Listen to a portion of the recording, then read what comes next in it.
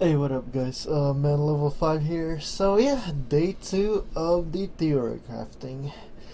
Anyways, today we're gonna talk about why I picked lightning arrow, and tomorrow I'm gonna talk to you guys about what skills I could substitute lightning arrow for, because it's too early for theory crafting. If they do nerf lightning arrow and frost wall, tomorrow I'm gonna be talking to you guys about what skills I could use instead of lightning arrow, so that my theory crafting or my research is not gonna go to waste.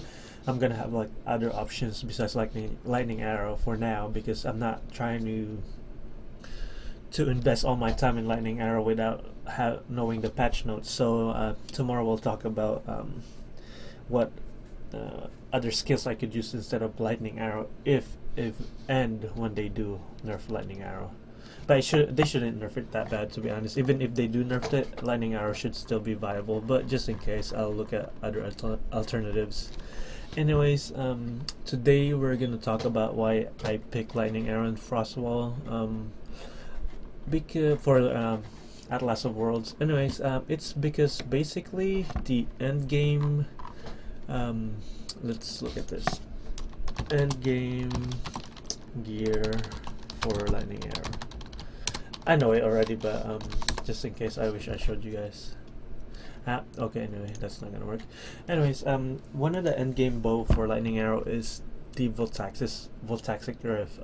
You should be able to do Uber Aziri with this, and look at the cost, guys. It's one freaking chaos. Like, who would want this build?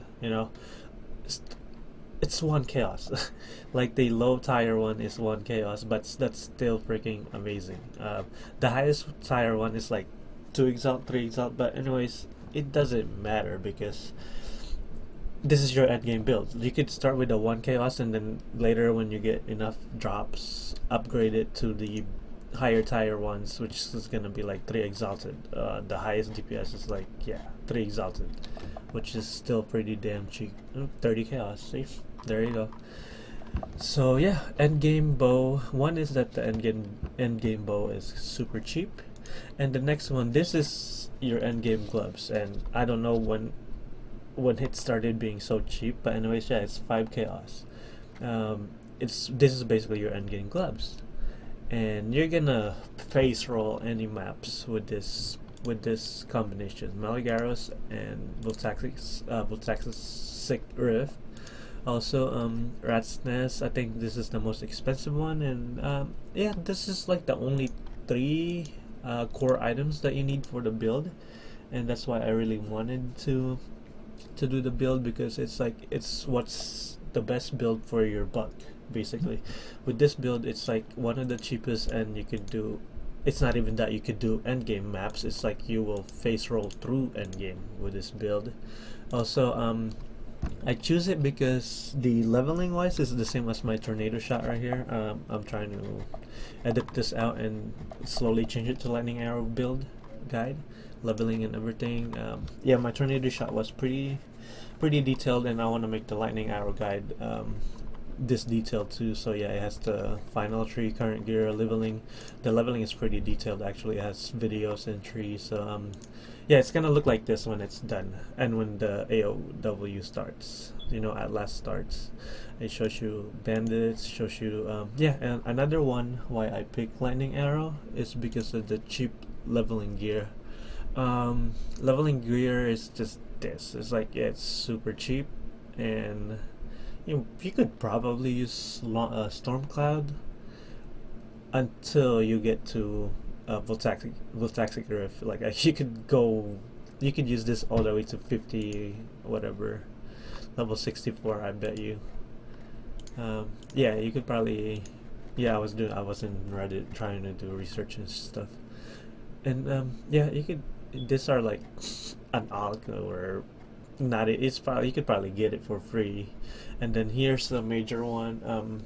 Since your guests are gonna be thinking, it's like, oh my gosh, like I like, if you guys like the crit, use this amulet, because once you use it, you're gonna hit that crit. If you don't even have Rat's Nest probably gonna be the last thing you get. You will get Maligaros for sure, and Rat's Nest is gonna be the last thing you get. But anyways, once you get Maligaros, start using this, and you're good to go. You're gonna be like, you're gonna feel the crit hits, and it's just awesome.